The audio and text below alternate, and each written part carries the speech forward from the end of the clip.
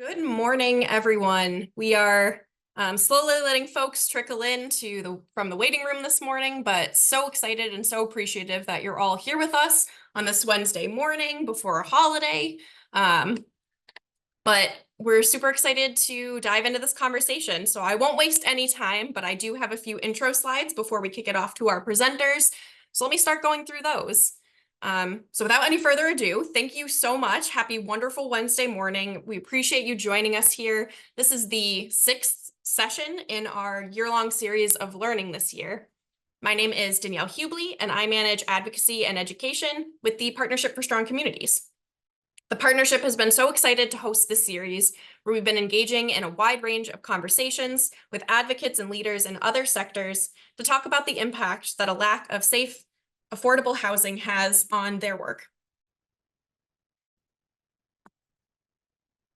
Before I get into more information about the partnership and today's topic, I just want to make sure to remind you that this series is taking place on the first Wednesday of every month throughout the year. It has been running February and will run through October of this year. If you're sad that for whatever reason we have not planned a session for November, please don't be, because that is when we're hosting our conference, and we've got some really wonderful keynote speakers, Jerusalem, Brian, and Ava, lined up to speak this year. So please join us. It's going to be really great. We're actually currently accepting proposals for conference sessions. So if that's something you're interested in, please check that out. But yeah, we'd love to have you at the conference with us this November, as well as at the other sessions in this series. Speaking of other sessions in this series, we've created a YouTube playlist channel. I'll have Sean share the link to that in the chat. You can check out any of the other intersectional conversations we've been having this year. It'll be accessible there. And then this session will also be available usually within the next week. It'll be up on the site. So please check that out. Please share it with folks. And just one quick item of housekeeping. If you have any questions, please use the chat box at the bottom right-hand corner of your screen to drop in and add to the conversation. Please feel free to share throughout. We'll try and get to as many questions as we can, but usually we eat up the whole hour pretty quick. So we'll make sure that presenters share their contact information if you want to have more conversation following today's presentation. So with that, let me first introduce you to the partnership and why we're hosting this series. The partnership promotes equitable change in Connecticut housing policy by coordinating advocacy, advancing research, and uniting diverse partners.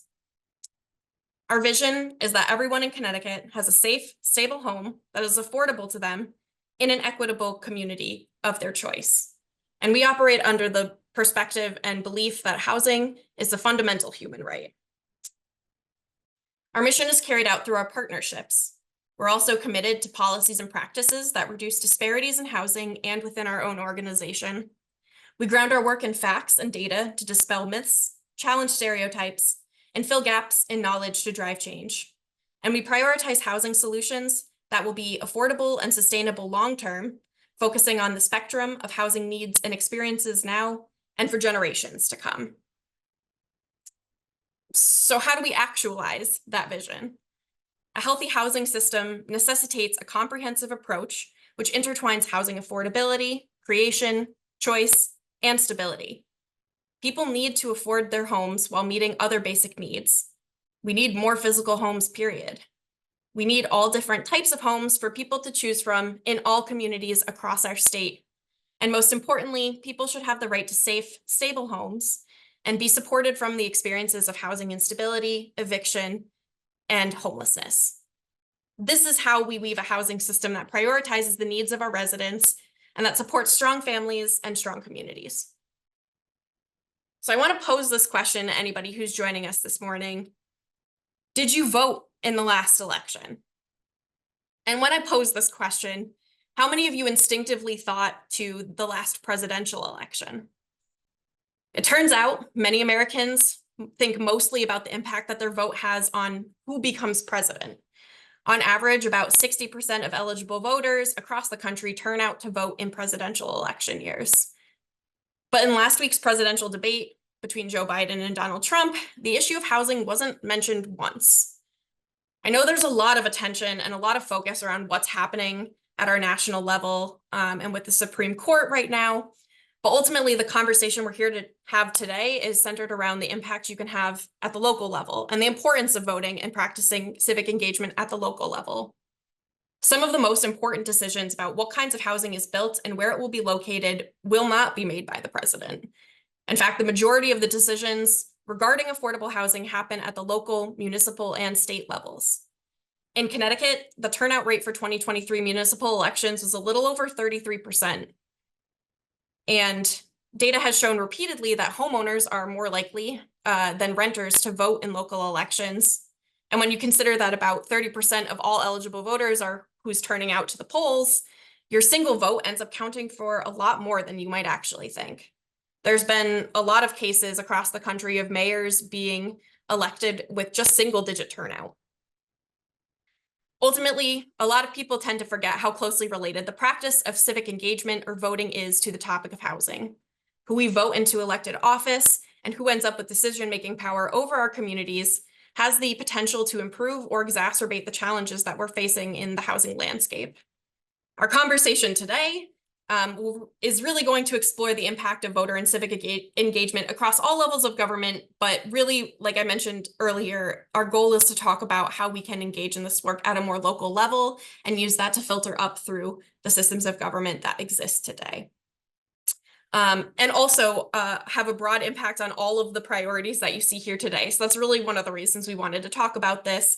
All of these buckets and categories of our work are directly impacted by who's elected to lead in our communities.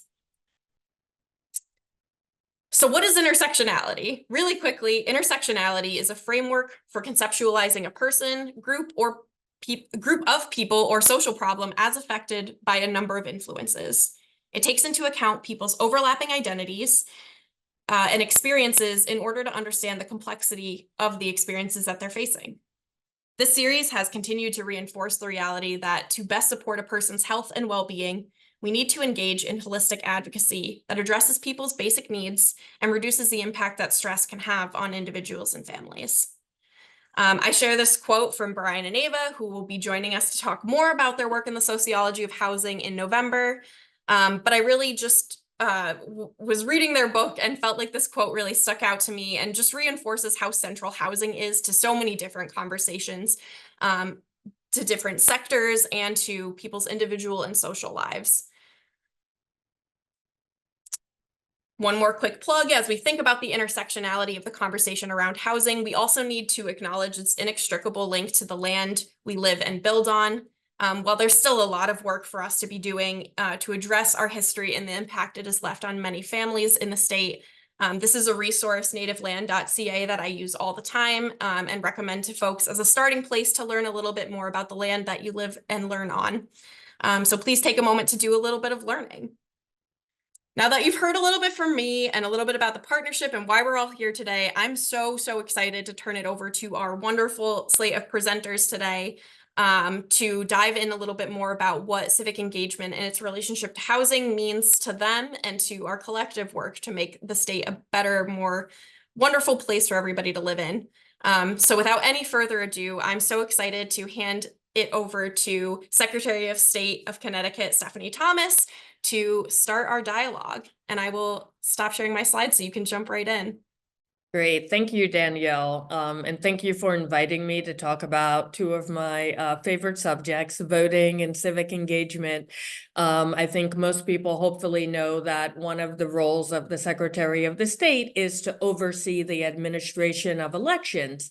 But I don't think we've ever, as a state, really focused on the civic literacy piece of what's needed beyond voting. So I just dropped a quick stat in the chat based on what Danielle was saying. Although Connecticut has higher than average voter turnout in presidential elections, some towns have single-digit percentage turnout for municipal elections. And I think we're seeing the results of that all across Connecticut. So one thing I've realized since I've been secretary, I took office last year, I've learned that when citizens are armed with the information they need and empowered to engage with our government, they are willing to do it and amazing things happen. However, like I just mentioned, I think our collective civic literacy is almost non-existent. And I really spend so much of my time going around talking about this need to take civic engagement to the next level by getting involved in our government. And I'll say, very importantly, I never phrase it this way, not getting involved in politics, but government. And why? Because we live in a representative democracy and our government can't possibly represent us if we only vote one day a year, or even worse, we don't vote at all. Our representatives need to hear our lived experiences. Sometimes I know when I sat in the state house, they need our backup, and sometimes they need to be held accountable. And that takes constant engagement 365 days a year. And I think it's great to see so many familiar names on this Zoom. And I know many of you are already leading the way in advocacy around smart housing policies. I've seen some of you in Hartford talking about this. And I always just say, imagine the impact we could have on any issue if even more voices joined in consistently and constantly over time. That is what moves the needle further and faster. So I think all of us here today, we have the platform to help inspire others to get involved. And I think there's a few ways to do that. Definitely by sharing real life stories about what is accomplished by regular people. People don't hear those stories often enough, and government often feels very distant from them. But I think just hearing those stories helps to get people fired up. And it also helps them understand that their voice does have power and agency. And now that I'm secretary, I spend a lot of time reflecting back on my earlier life. And I wish I had actually understood all of this much earlier in my life. When I was growing up, my family always talked about the importance of voting. You know, my forefathers, many of whom could not vote, had a hard time voting, even when they were legally able to vote. So I did always vote, but honestly, I didn't like have a passion for it. I always said, I don't see the impact. And it's only now that I realize how naive I was. So I share this story to help people talk to other people who feel this way. It wasn't until recently that I realized that elected officials' decisions have literally shaped everything about my entire life. You know, I grew up very poor. My father was off fighting in Vietnam till I was 2 years old, which is one of the reasons my mother was sort of set off in this life of poverty because it was one income. And that was a decision to go to war made by some elected person. You know, someone else elected decided that kids who are in poverty need free breakfast and lunch so that they can concentrate in school. If I didn't have that food, I don't know. We often didn't have enough food to eat. What I've done as well in school, I have no idea. Someone elected decided, and this is something that I underscore for this group in particular, I lived in a fairly wealthy town, but there was one affordable housing area. So I grew up in an apartment in a very walkable district near public transportation. So, and a lot of the businesses in town. So I was able to get a job in high school. I've been working since I was 14. And like, that's how we help pay the rent. But more importantly, I got a scholarship to attend New York University. But I couldn't afford to live on campus. So I had to walk to the corner and take the bus into New York City every day. And if I didn't live in that neighborhood, I often wonder, could I have even accepted that scholarship? And where would I be if I hadn't gotten that great education? I don't know. But my point is that elected people decide everything. How much money I had to raise to run for this office, how much money I had to spend when I started my own business, on and on and on. So elected people decide every aspect of our lives, and those tentacles can be very, very long. And I don't think people think about government in that way and how the decisions made or not made can not only impact us directly, but for generations to come. So I share that with you because I'm hoping everyone here will help get this message out and partner with me to try to bring more people into the civic engagement tent, because it really can make a difference. And it is difficult. That's the complaint I hear the most. It's too confusing, it takes a lot of time, and it's very difficult. But the other thing I remind people, it is difficult, but it is a lot easier than living under bad policy. And I'll say that again because it's so important. Learning how to interact with government and making your voice heard is a lot easier than living under bad policy in your generation, your children's generation, and so on. So I don't need to tell you all, people are struggling everywhere in America, but in Connecticut as well. And the cost of housing is skyrocketing. I live in Norwalk in Fairfield County, and the rents just keep going up and up and up. But I know you're doing so much great work, but the problem is so severe when you combine it with the shrinking of the middle class and the cost of education and on and on and on, all these mitigating factors. We really have to kickstart this civic engagement narrative, because we need more people both at the table when these decisions are being made. That's certainly a part of it. So yes, we need people running for office, and we need people to vote for those people who are running for office. But that's not the only way. There is a way for every single person to help influence the people who are sitting at the tables. And don't get me wrong, voting is very important, and we have to vote in every single election. That means every special election, every primary, if we are party affiliated, etc. But it also means things like communicating with your elected officials, attending town meetings, knowing what people are talking about, knowing how laws get made, both at the local, state, and federal level. It might mean writing letters to the editor, and on and on and on. And I know many of you here, like I said, I've seen you in Hartford testifying, or you've submitted testimony, but like, how often do you share that expertise with other people? We have to start involving our parents, our siblings, our friends, our family with our knowledge so that they can get involved.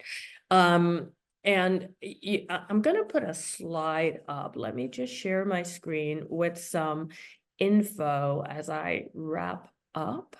Sorry, why? I did test this, I swear. My computer is freaking out on me. Okay, here we go. Sorry. I'm on Teams now all the time, not Zoom. Okay, here we go. Everyone can see that, right, Danielle? Give me a thumbs up. Thank you. Yeah. So there are some helpful voices there, but the number one question I get is, how can we have an impact? What can we do? So our office took that to heart, and we just put up something that we call the Power of Civics. And it is 45 things that anyone can do, and it falls into various buckets. And, you know, how do you access a town meeting? Like, do you know that you can just go to YouTube and watch all these hearings? How do you submit testimony? What kind of questions, or how can you think about meeting your representatives? I mean, it's a ton of different things for the local, state, and federal level. And it's all at our Civics 101 site, which also has many other plain language materials for people to educate themselves around how to vote, like what voting rights exist, etc. So I encourage everyone to go to the Civics 101 site and look up the Power of Civics. It is something that you can share with everyone. And we always talk about civic literacy, and I know my time is ending, so I won't give you the quiz I usually give every audience. But everyone thinks they know more about how government works than they actually know. And the reason I know that is I do always quiz every audience, basic questions about involvement. And I would say 1 out of 50 people get the questions right. So we have a lot of work to do. We have to roll up our sleeves. We have to make a commitment to lifelong learning about civics, because when you need to interact with government, or government is intersecting with your life in a way that is harmful, or you would like to see a change made, that is not the time to learn how to do it.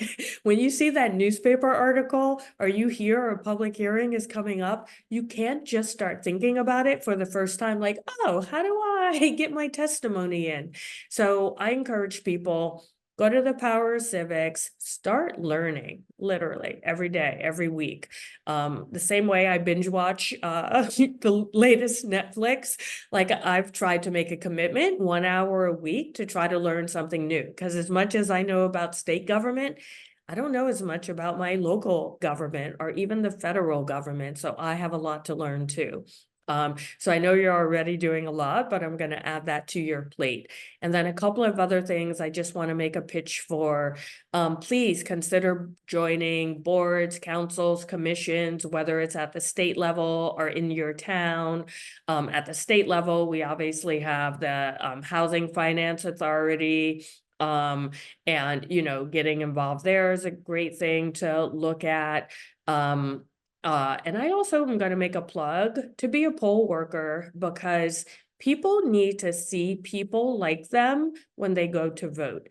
Most people think of poll work as volunteers, but every poll worker in Connecticut is paid. It's a paid position. And now with early voting, we have Saturday and Sunday voting, some late evenings. So more people might be able to do it because they're not doing their day job.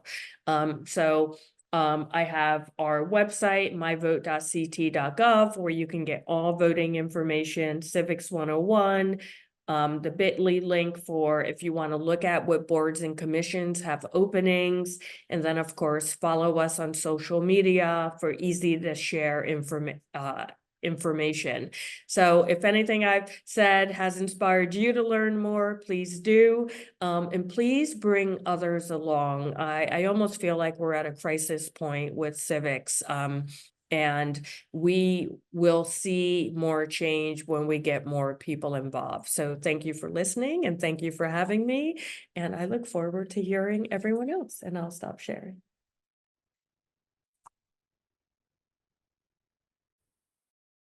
Thank you so much, Secretary Thomas. And I will pass it off to Courtney now to jump in and talk through the work that NLIHC has been doing. Hi, everyone. Thank you so much. Thank you for having me on today, Danielle. My name is Courtney Cooperman. I use she, her pronouns, and I'm the project manager of the National Low Income Housing Coalition's Our Homes, Our Votes campaign, which is our nonpartisan initiative to boost voter turnout among low-income renters and to elevate housing as an election issue. For those of you who aren't familiar with us, we are a federal policy and advocacy organization that we are dedicated to achieving racially and socially equitable public policy that ensures people with the lowest incomes have quality, accessible, affordable homes in communities of their choice. This year is our 50th anniversary, and we're certainly very proud of all of the progress that we've made in our mission during that time. But we also recognize that our ability to achieve policy change is limited unless elected officials see themselves as accountable to the lowest income renters and to people experiencing homelessness. And the way that we do that is by boosting voter turnout. So that's really why we launched Our Homes, Our Votes, to empower advocates, tenant leaders, housing providers, and direct services organizations, really anyone on this call, to register and educate and mobilize voters in their communities. We know that everyone in this field is incredibly busy and that resources are always stretched thin. So the goal of Our Homes, Our Votes is really to increase the capacity of the affordable housing and homelessness sector to do nonpartisan election work without ever reinventing the wheel. But taking a step back, why should organizations that are in this space make it a priority to do nonpartisan election work? And just to kind of give an overview here, the connections between housing justice and democratic participation are very clear. Just like housing, voting is a social determinant of health, and the American Medical Association has even declared it as such. Research shows that civically engaged communities are healthier communities. The relationship between housing and political participation is a positive feedback loop, where increasing the number of subsidized housing units is actually found to increase voter turnout in a community.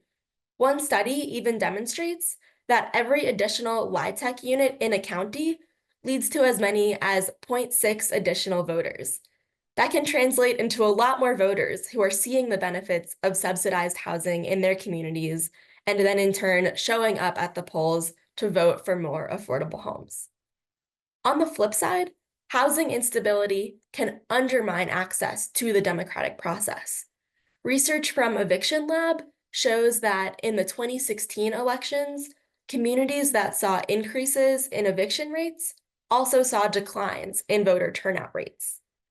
The same communities that face the greatest barriers to securing stable, accessible, affordable homes also face the greatest barriers to voting. Low-income people, especially those facing housing insecurity, face structural barriers that make it much more challenging for them to vote. Less flexible work schedules, childcare needs, limited transportation options, and in some states, restrictive voter ID laws are among many obstacles that disproportionately deter the lowest income people from voting. Renters also move more often than homeowners and are more likely to move between elections, which means they're more likely to need to update their voter registration. But this process isn't always made clear or accessible, or can often get lost in the shuffle during the very busy and chaotic time of moving to a new home. And while voters experiencing homelessness absolutely have the legal right to vote, the process of registering and voting without a permanent residential address isn't always transparent or well understood. On top of all of these more kind of concrete logistical obstacles, low-income people and those who have historically been disenfranchised in the political process are justifiably sometimes skeptical that voting is worth their time because they've seen elected officials fail to keep their promises year after year. Combine all of this with very deliberate voter suppression tactics targeting people of color who are more likely to be renters and to experience homelessness. These factors all contribute to stark disparities in voter turnout between renters and homeowners, and an even greater gap between lower income and higher income people. And you can see in the charts here that in the 2022 midterm elections, just 37% of renters voted, compared to 58% of homeowners. 1/3 of the lowest income people voted, compared to 2/3 of the highest income people. And in my view, these disparities are really key to understanding why elected officials don't prioritize housing policies that meet the needs of the lowest income people. Elected officials, like all of us, want to keep their jobs, so they're most incentivized to listen to their constituents who vote at the highest rates, which, as we've talked about, are high-income people and homeowners. These voter turnout disparities therefore create a self-reinforcing cycle where policies don't meet the needs of the lowest income people, who in turn face continued obstacles to achieving housing stability and to voting. So that's a pretty bleak picture, but I didn't come here to be bleak. I came here to inspire you all to action. So fortunately, there is some good news, which is that the people in this virtual room are the people with the power to break this cycle. Research from Nonprofit Vote shows that voters engaged by nonprofits in 2022 turned out to vote at a rate 10 percentage points higher than voters who were not engaged by nonprofits. Among people of color, that boost rises to 12 percentage points. And among low-income people, that boost rises to 15 percentage points. So it's really clear that nonprofits who have deep relationships and trust with low-income people have the power to increase voter turnout in their communities. The same principle applies to tenant and community leaders who are deeply rooted in their neighborhoods. They can be among the most powerful, trusted messengers to reach their neighbors with messages about the importance of voting and how to overcome obstacles to casting their ballots. So now kind of getting into the more concrete nitty-gritty, what does it actually look like for housing and homelessness organizations to do nonpartisan voter engagement work. Housing organizations can really play an important role in every phase of a nonpartisan election campaign.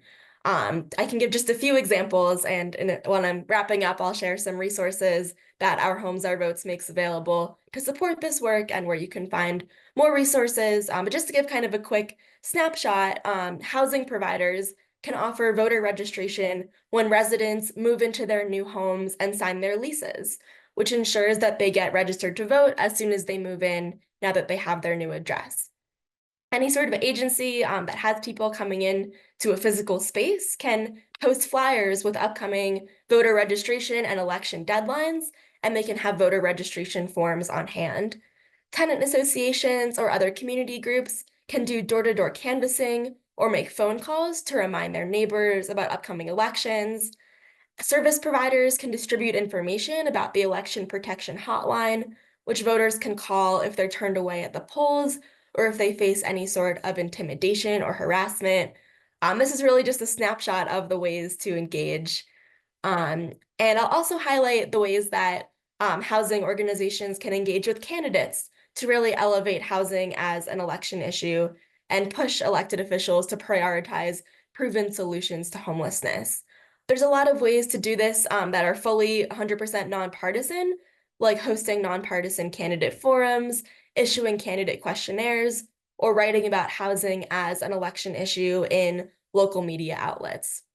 This can be a really important moment to move housing policies and advocacy forward, because what candidates do and say on the campaign trail is going to get media attention. So if you have candidates that are talking about housing solutions, that means you have a larger than usual audience of people that are hearing about housing solutions and potentially joining your base of advocates. Candidate engagement can also lay the groundwork for effective advocacy year-round. The more that you can get candidates on the record during campaign season, the more effective your advocacy to hold them accountable will be. So for example, if you host a candidate forum and a candidate promises that they'll increase funding for vouchers, and then a few months later they get elected, you're having an advocacy meeting with their office, you can mention that commitment if, for example, you're encouraging them to support a budget that increases funding for vouchers. Candidate engagement can also really reinforce voter education and mobilization work by making the stakes of the election more concrete and visible for communities, which can then motivate people who might not otherwise participate and turn out an increased number of voters that have then seen those candidates and kind of felt a connection to them. So regardless of which specific activities you might choose to pursue, whether it's voter or candidate engagement or both, there's a few important general principles to keep in mind that I'll just quickly pull out here. First is nonpartisanship. It's really important for 501c3 nonprofits to ensure nonpartisanship in everything that they do. I highly recommend checking out resources from the Alliance for Justice's Boulder Advocacy campaign, which contains a lot of guidance on how to keep things nonpartisan and comply with state-specific laws on nonprofit voter assistance. Second is to meet people where they're at, both physically and emotionally. A lot of people might not be seeking out information about voter registration or about elections, but if that voter registration form is available when they're moving into their new home, or there's a table that has information about voting at a community event that they're already attending, they're more likely to pay attention, to seek out that information and to get invested. Now, some people might need multiple conversations to get them interested in voting. It might not happen the first time the information is presented to them. So it's really critical to start by talking about the issues that matter to voters or that matter to community members, and then connecting voting to those issues. I think Danielle also made a really important point at the beginning of the call about presidential versus local elections, and people often think about the presidential as like, the end all be all of elections, but really it's those local elections that can have the most direct and concrete impact on people's lives. So emphasize that when talking about what the importance of voting is, why people should register, why they should get out and vote.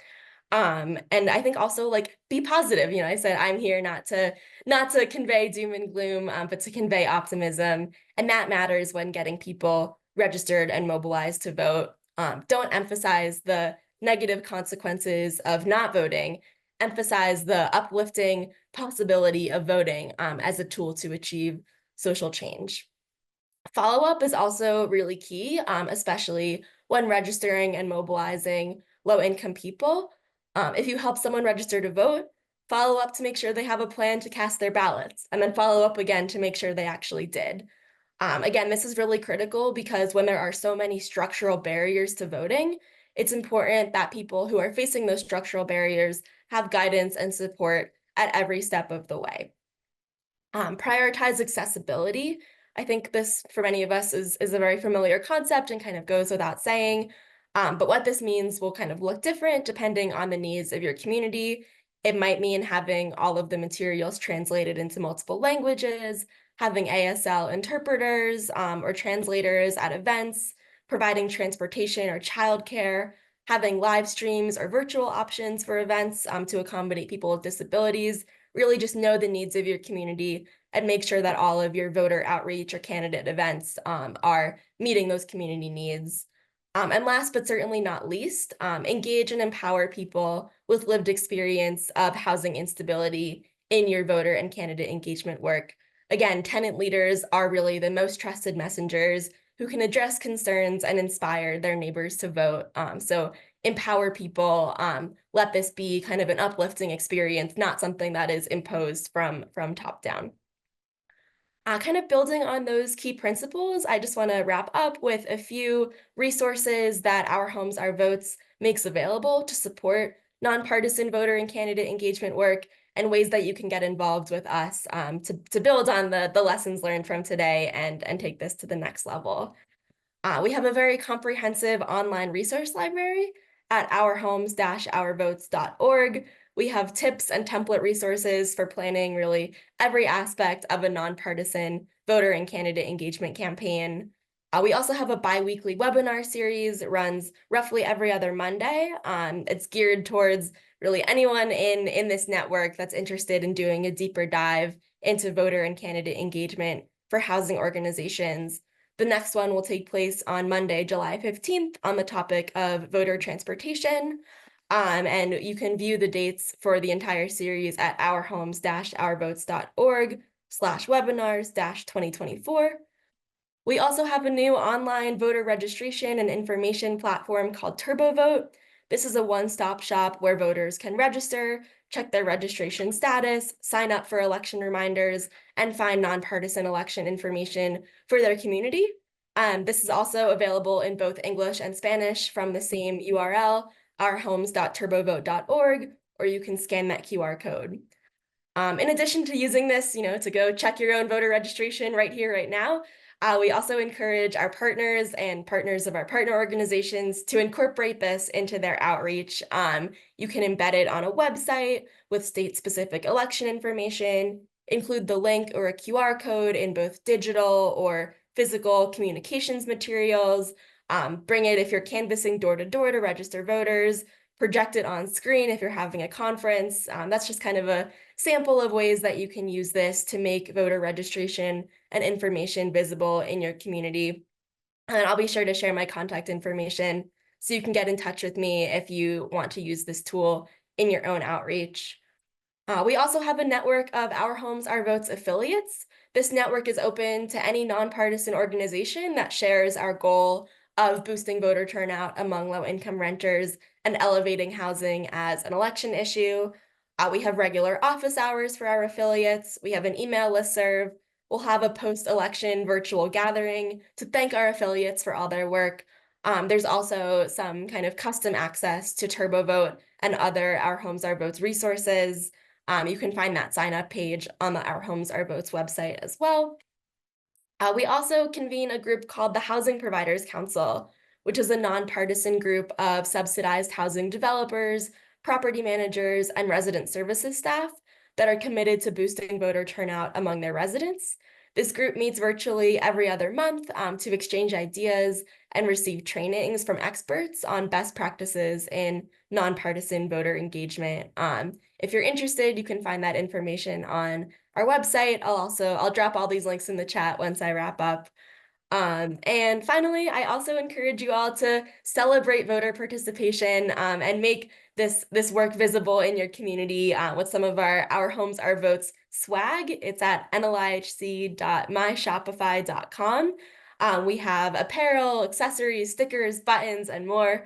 My personal favorite in the collection is our Turbo Vote magnets, which will direct people to Turbo Vote from the QR code. You can hang it on your fridge, so you have a cute fridge magnet, but it's also a very inviting reminder to make sure that you're ready for upcoming elections. And all this swag is also available in English and Spanish. So that brings me to the end, and I will pass it on to Elaine.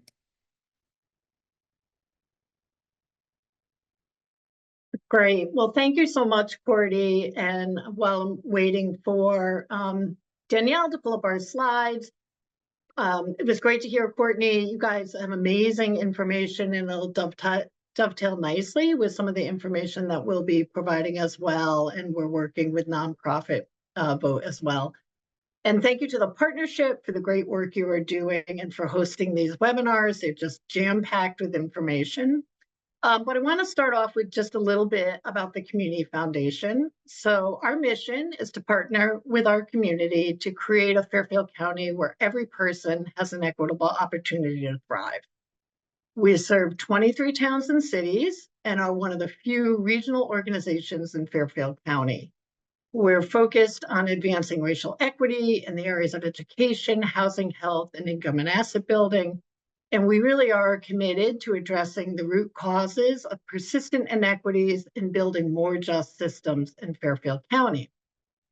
And we really believe that to create a thriving community, more people need to be empowered to vote, to speak up and get involved in community change. And so I'm excited to share more about our approach, our efforts to increase civic engagement, and to share how this relates to our affordable housing work. So, why do we care about affordable housing? So community foundations are really focused on addressing the most critical issues in their community. And I know I'm preaching to the choir. Everybody knows that Connecticut here is facing a staggering housing shortage. We've been in a crisis for over a decade, and it's only been exacerbated by the pandemic. Fairfield County, with a population just under 1 million people, is at the epicenter of the housing crisis, and it's the most expensive housing market in the state and the most residentially segregated by income and race. Furthermore, our state lacks county government, which makes addressing the housing crisis more difficult. In Connecticut, many of you know, there's a history of strong local control, a NIMBY, not in my backyard mindset, and restrictive zoning in suburban towns, which prevents the creation of a diversity of housing options in many communities.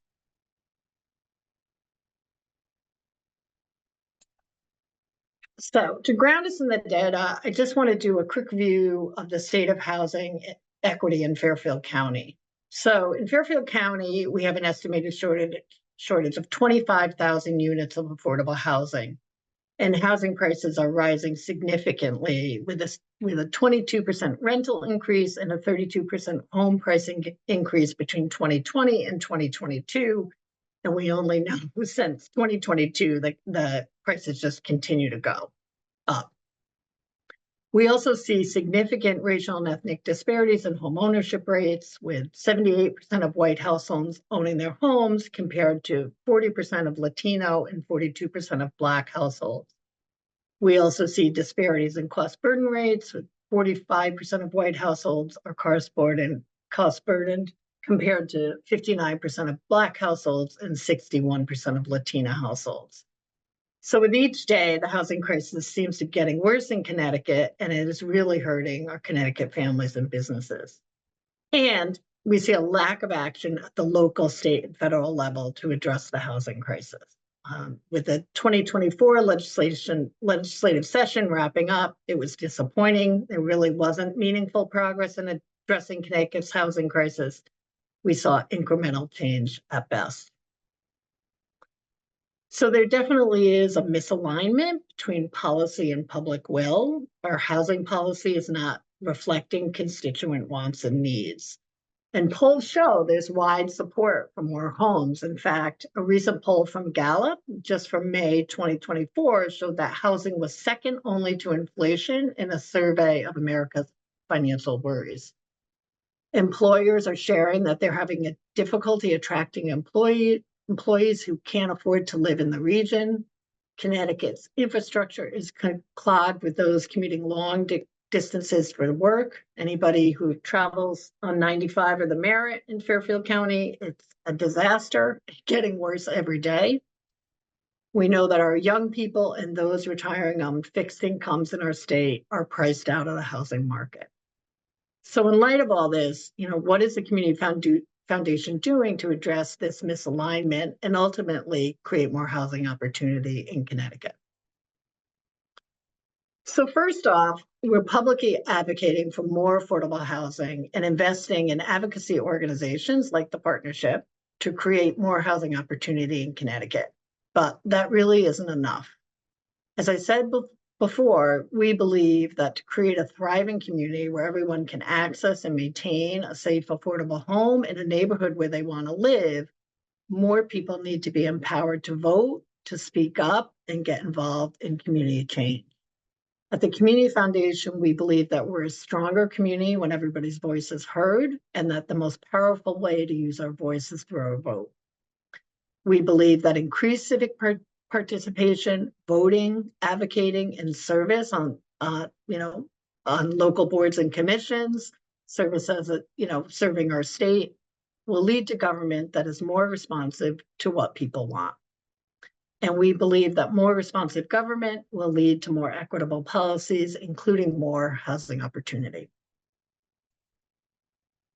So how specifically are we supporting civic engagement at the Community Foundation? Well, first off, through voter education. Since 2022, we've invested in voter education campaigns to increase voter turnout in Fairfield County. Our public awareness campaigns really serve to inform the community about our upcoming elections and how to vote. We're working closely with the Secretary of State to amplify their voting information. And with the 2024 election right around the corner, we want to ensure that people are informed about early voting and the 2024 ballot initiative for no excuse absentee voting.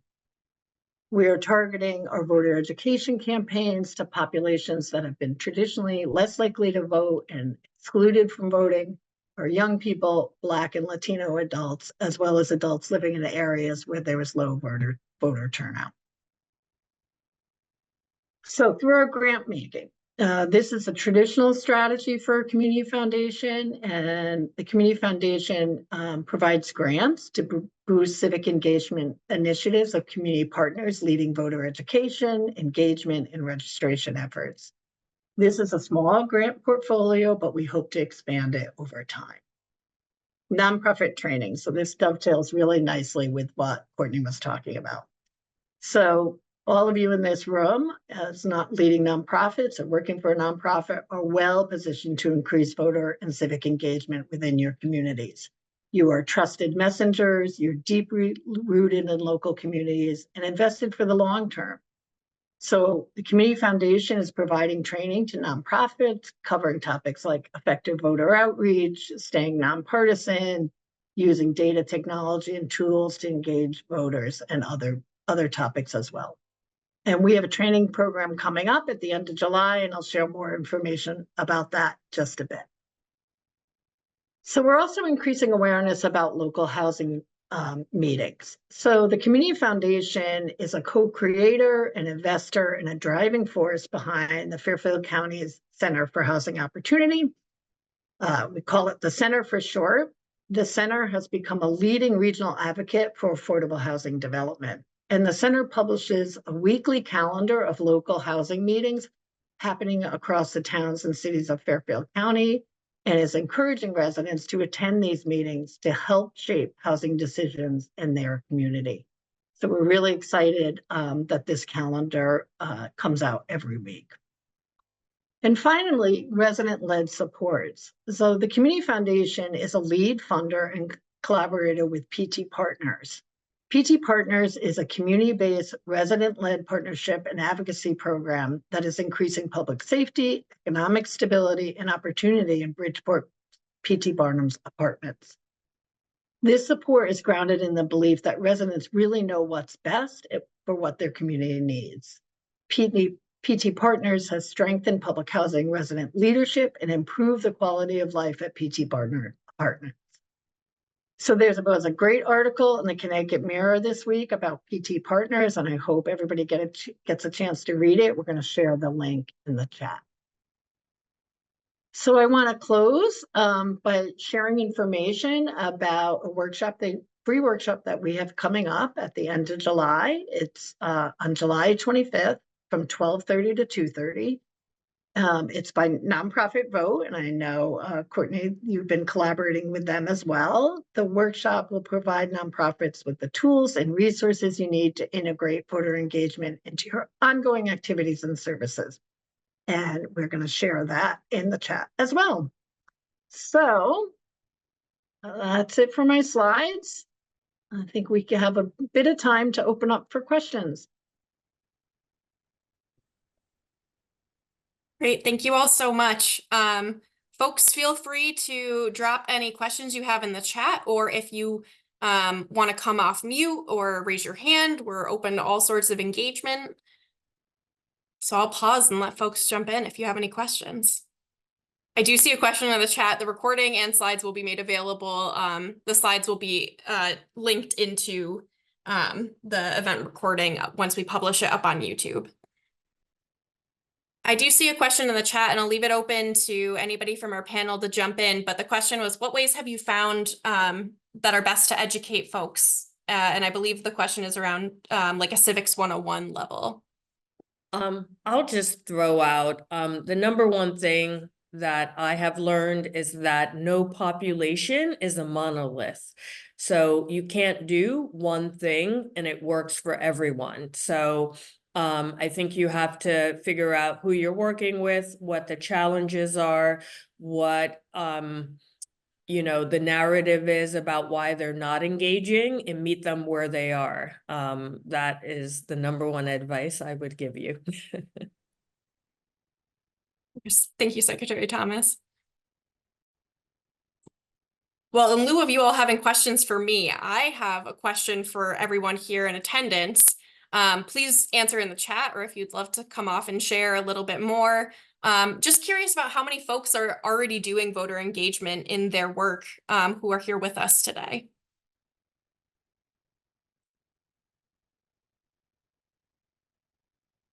If this is truly nobody, you all better be doing, okay, I see some comments in the chat. I was gonna say, hold on, we all better be doing this after today, but awesome, yes.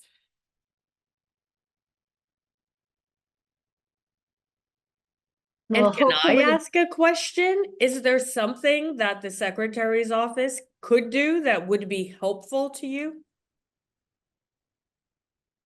That's a great question around any visuals that explain how state government works. I know there's a ton of resources that sort of do like visual tracking of, you know, if you want to follow the bill process at the state legislature, there's visual graphics for that. If there's a specific visual you're looking for, I'm sure we could find it, but I know that a lot of efforts have been made to make visual diagrams and explainers of how the process works.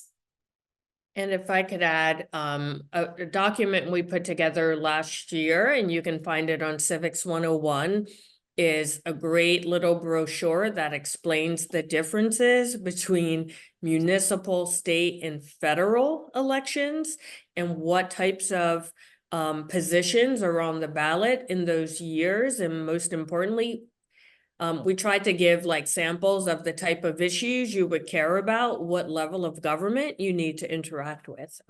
So you can find that on Civics 101. And yes, we will keep doing education. I should mention, most people realize we don't have funding for public outreach or public education. So we put up a lot of documents on Civics 101 that are completely open source. We usually have them designed so that you can literally just download and print or send it to a printer. So we have a lot of information up there. And if there's something that's helpful, be in touch with us, and we are always adding more information. There was one other question in the chat. Do you have any idea how many faith communities, oh, it just popped away, hold voter registration events? So how many faith communities are holding voter registration events? I don't know that I have an answer off the top of my head. I don't know if anybody in our panel does either, but it's a really great question. And I think that faith communities are a really natural place to start having more of those dialogues and to, relate the work that you're doing within your communities to its relationship to civic engagement and participating in government. I don't know if people are aware, Faith Acts for Education is doing wonderful civic engagement, voter education work in the three, Bridgeport, Hartford, and New Haven. They're actually one of our grantees. And so happy to put the person who asked the question in touch with them. Or you can go on their website and see the great work that they're doing. And I know a lot of faith-based organizations are talking about voting this year in particular. We have certainly met with Connect a couple of times, and they had us come in and do like an early voting session for their members. And some of the other consortiums up in the Hartford area. And we're going to be printing what I call church fans that have voter registration information and distributing them to houses of worship. So if you happen to represent one and would like that information or would like some fans, email Ariana Roscoe. She put her email in the chat already. One quick thing I didn't share, the Community Foundation took the CEO pledge, and Secretary Thomas, sorry, my voice is getting scratchy. This is a wonderful initiative of the Secretary of State's office. It stands for Civically Engaged Organization, and it's all about getting your organization, getting your employees, your board members, your volunteers civically engaged. And it comes with an incredible toolkit of resources, social media, information about where to vote, how to register, everything you could want to know about how to get involved civically. And so we're trying to get the word out about that, talk about how we've taken the CEO pledge. And I encourage everybody here, every organization, to also take the CEO pledge and become a civically engaged organization. Thank you, Elaine. That was an epic fail on my part. And just anyone who belongs to any kind of organization or entity can join. We have over 200 nonprofits, community foundations, houses of worship. Some towns have joined. And the key is every month, we send you information that is helpful to share with your community for that month. So it's very timely information, and it just makes it very turnkey for you. So please join. I see the link is in the chat. Thanks so much, everybody. We got 1 minute left, and I know we've thrown a lot of links and resources at you. I'm going to throw exactly one more your way. Just plugging our next session in this series is going to focus on the relationship between affordable housing and the criminal justice system. And the unique experiences that folks face and opportunities to create more opportunity for folks who are looking to restabilize their lives. That'll take place August 7th from 10 to 11 a.m. Please use the resources we shared today. Please stay in touch with us. Continue these great conversations. We're so appreciative of you for being here. And with that, I will let you all go. It is 11 on the dot. So thank you so much for joining us. And we really appreciate your time and being in community with everyone today.